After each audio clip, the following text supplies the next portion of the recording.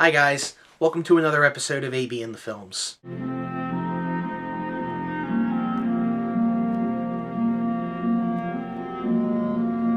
The list is alive.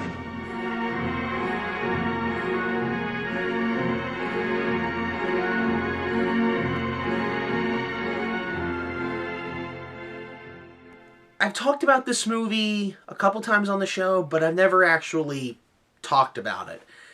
I'm going to go into a little bit of history about this movie with me. When I was a little kid, as you all know, I got into Spielberg movies when I first saw Jaws. Then I saw E.T., and this is back when I was a kid. Then I saw Jurassic Park, and it kept building up. And Schindler's List was a movie that I never really saw, but a lot of people, everybody would always tell me the exact same sentence whenever I brought up this movie.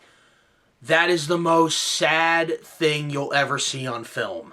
It's one of the saddest movies I've ever seen. What people haven't said was it has one of the happiest endings you've ever seen in a movie. Okay? So, when I was about... When did I first see that movie? I think it was definitely high school, yeah. It wasn't in high school. It was on my own time. I rented it from Blockbuster when I was... I think I was about 17. Anyway, I rented it. I watched it. I was shocked to find out that it is 3 hours long. In fact, I think it's a little more than 3, like 3.5. Well, it's like 3 hours and 20. Yeah, almost 3.5. But it's a 3 hour long movie. It's long, and every time I see a 3 hour movie, I'm like, oh boy, that's like a 3 hour movie on the Holocaust. I don't know about this, but it was Spielberg, and I'm like, okay, well let me watch it. So I popped it in, and I watched it, and I didn't really understand a lot of what was really going on. I just knew that this was a movie about a guy, part of the Nazi Party, who suddenly changes halfway through the movie and decides he wants to save 1,100 Jews. And that actually, when you put it that way, that sounds like an interesting movie, right? Well, yeah, and I did enjoy that aspect of it, but it wasn't until I bought it on DVD a couple of years ago, and I watched it again.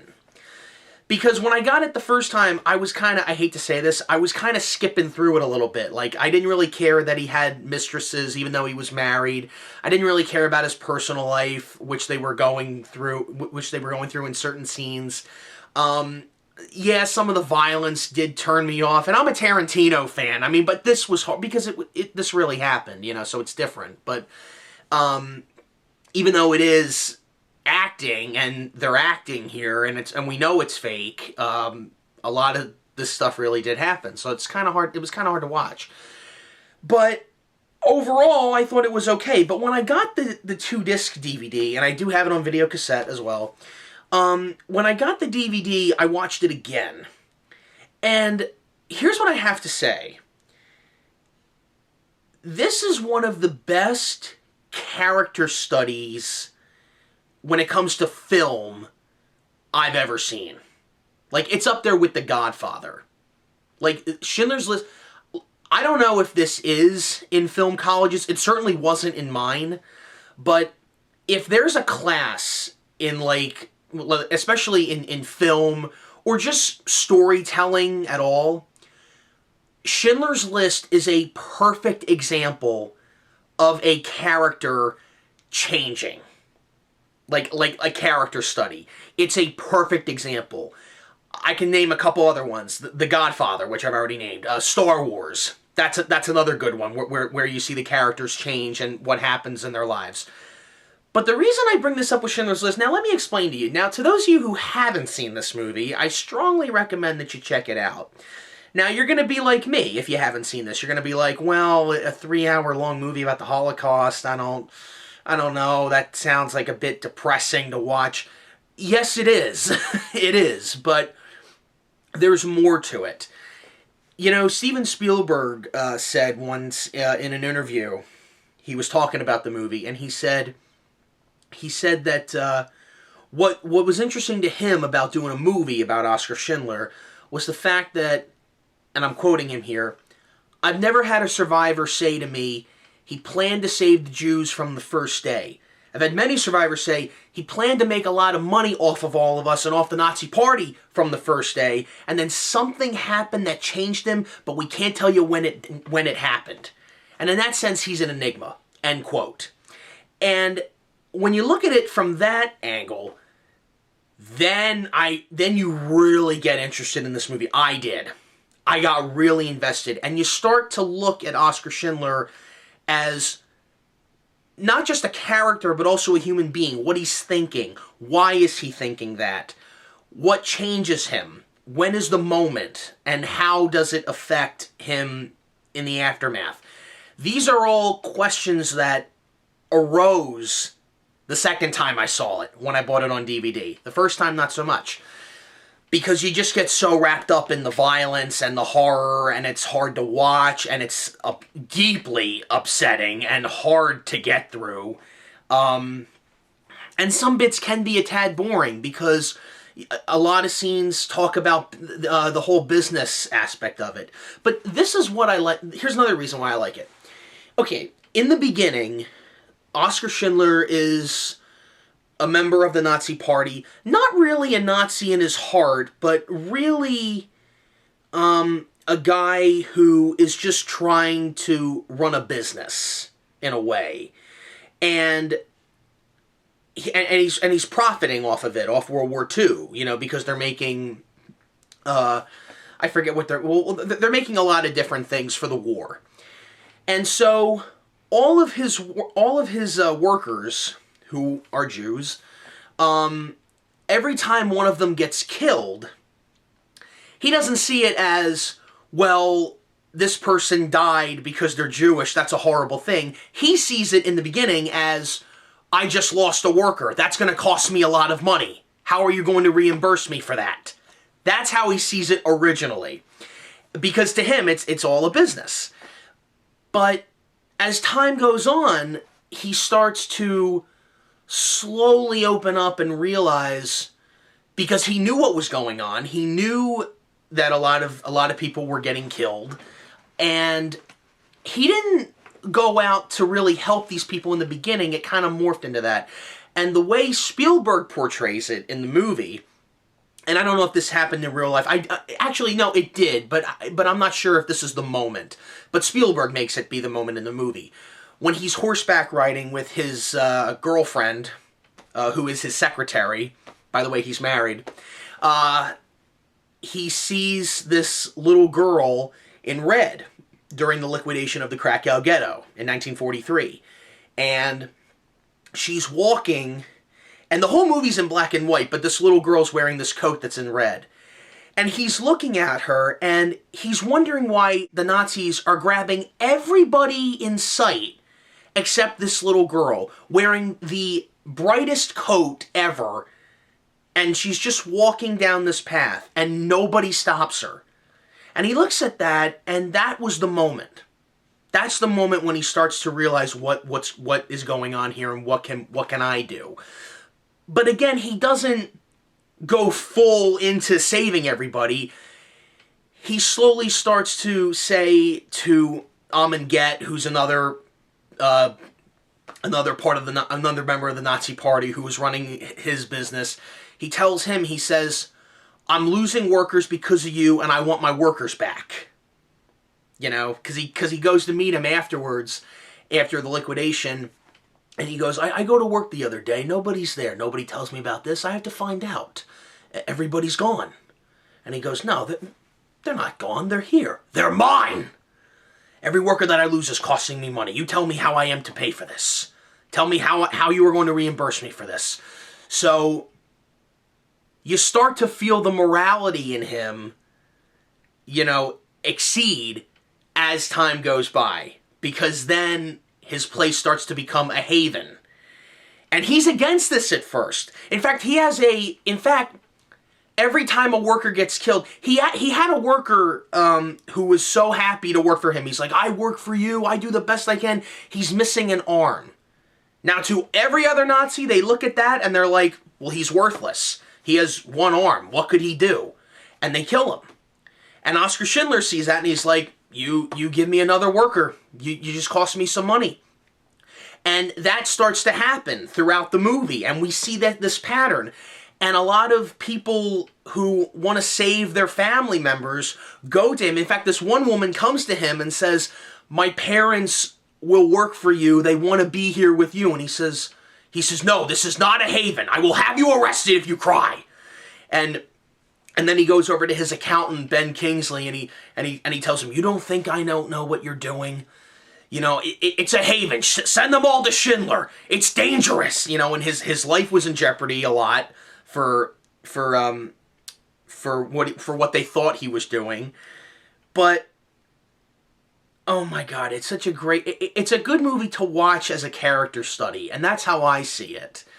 And yes, a lot of those images are hard to watch, but it's very I tell you this, it's also one of those movies where I love every single shot. I can see why Spielberg got Best Picture for that. Like that was the first time he won Best Picture, because, you know, that's back when Best Picture meant something. I don't think it means much anymore, because not that many good movies come out anymore, guys. But that's me. But every single shot, even the second unit shots, every shot in that movie, I love. I could put the movie on, put it on mute, and just look at the imagery. I could do that. That's how pretty this movie looks. And that's not to say these images are good to watch because of what you're seeing. I'm saying the way it's photographed. You know, the close-ups, the angles, and all that stuff. Because as a filmmaking point of view, you know, that's what I like. And I really, you know, I like the typewriter shots. I love, like, you know, when he's putting the list together of who he's gonna save towards the end of the movie. There's a lot of great shots there with that. And Steven also said that, you know, when they went to Poland to film some of this, he told everybody, you know, at the time when they shot the sequence, this is back in like the early 90s, he said, you know, 50 years ago or so, where we're standing, this is where it really happened. Events like this happen, so we have to do a lot of these scenes as if we were shooting in a cemetery. And he said it changed my whole way of making movies. And you can see that. You know, there's a lot of scenes that are really, really sad, and they don't say it. And that's another thing.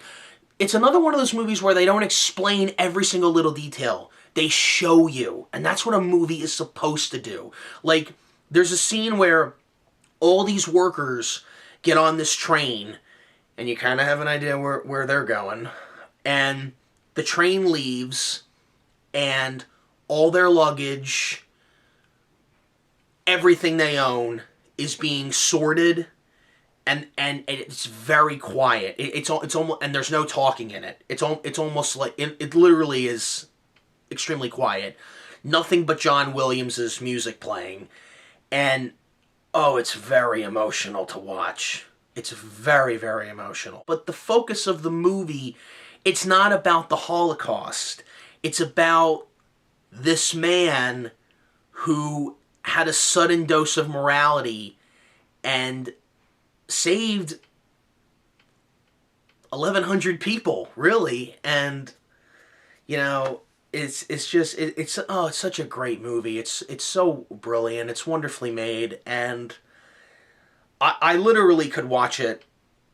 Like if it's ever on TV, I watch it. Not maybe all the way through. I mean, it is 3 hours and 20 minutes, but it's a very, very, very good movie. One of the other scenes I like, I'll tell you this. The first time I did see a clip from Schindler's List, and this was before I rented it the first time when I was in high school, was I went to this film camp called Main Stage, and you saw me talk about that in the 100th episode. When I was at Main Stage, it was this little film camp for high school kids, and they showed us a scene from Schindler's List, and I hadn't seen the movie yet, but they showed us the scene.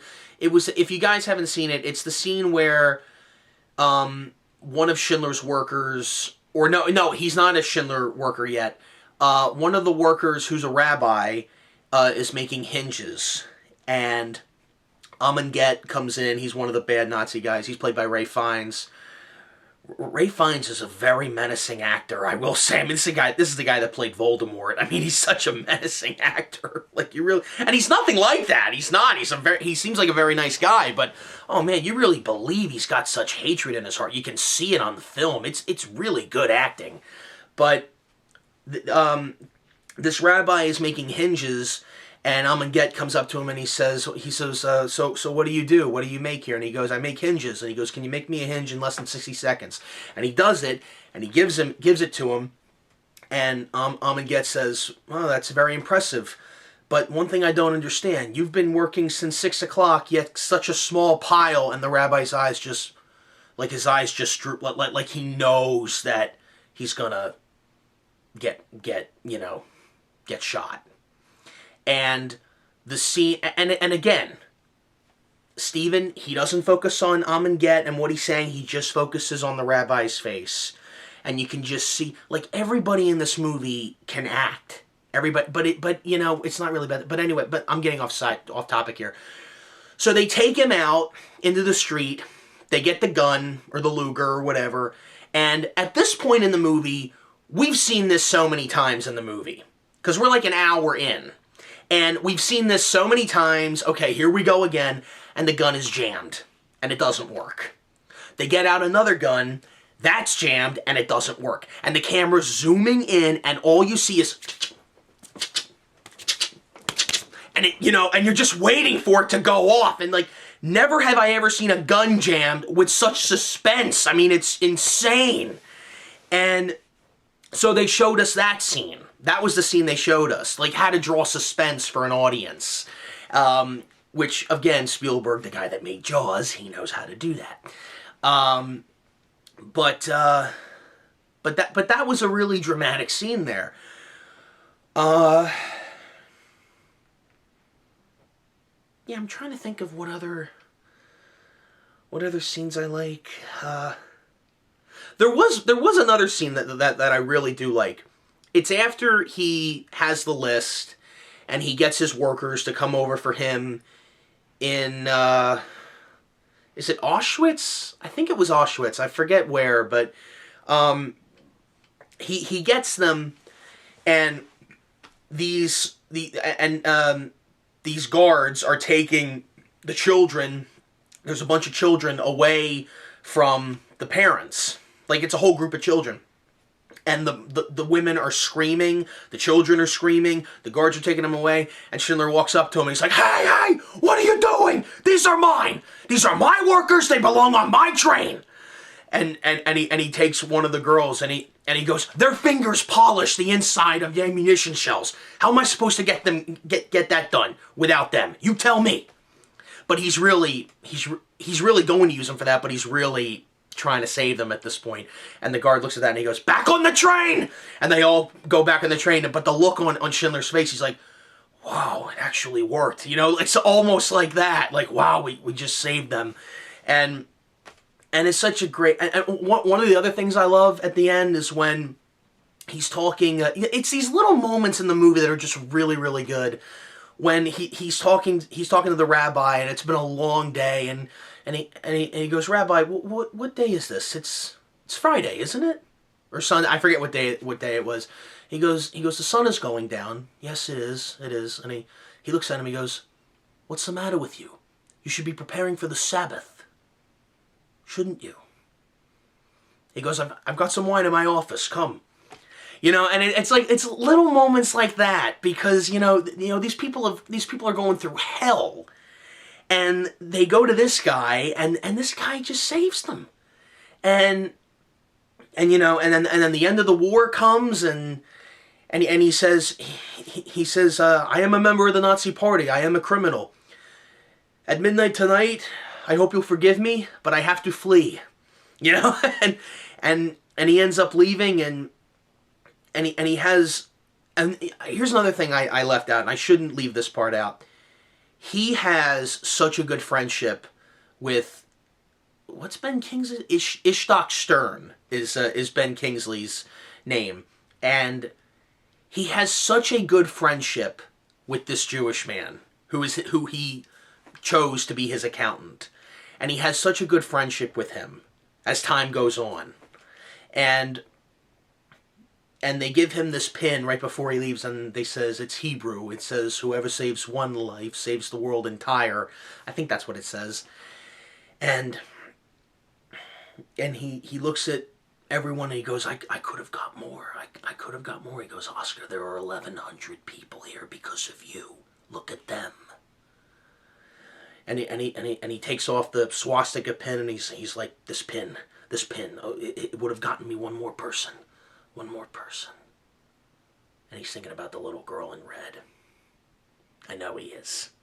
And he flees, and you know, for any of you who haven't seen this movie, I won't dare give away the ending, but the last scene in this movie is one of the happiest and saddest endings you will ever see in a movie, period.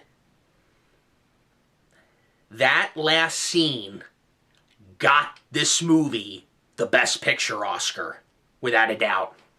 Never mind everything else we just talked about. I'm talking about the last 3 minutes of this movie is what got the Oscar, and it deserved it. But, oh man, this movie was just so good. Hard to watch at times, yes, but it's the little scenes like that.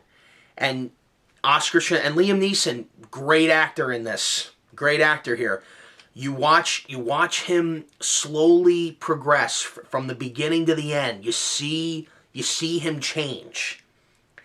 And guys, this is what acting is. This is what a character is supposed to go through in a film. This is what filmmaking is. This is what storytelling is. This is making a movie done right. And I love this movie. I love this movie. And if you guys have seen it, you know exactly what I'm talking about with these scenes that I've mentioned. If you guys haven't seen it, I'm sorry to spoil some of these scenes for you. I won't spoil the ending, but oh, it's such a great movie. It really is such a really good movie. If you guys ever want to check it out, I recommend that you check it out at least once. You don't have to watch it over and over again, but at least one time, like, give it a watch, because it's definitely worth it. A lot of scenes are hard to get through, but if you can make it to the end, oh, it's worth it. So yeah, those are my thoughts on Schindler's List. Okay, so I guess that's all the time we have here. I will see you guys in the next review. Take care.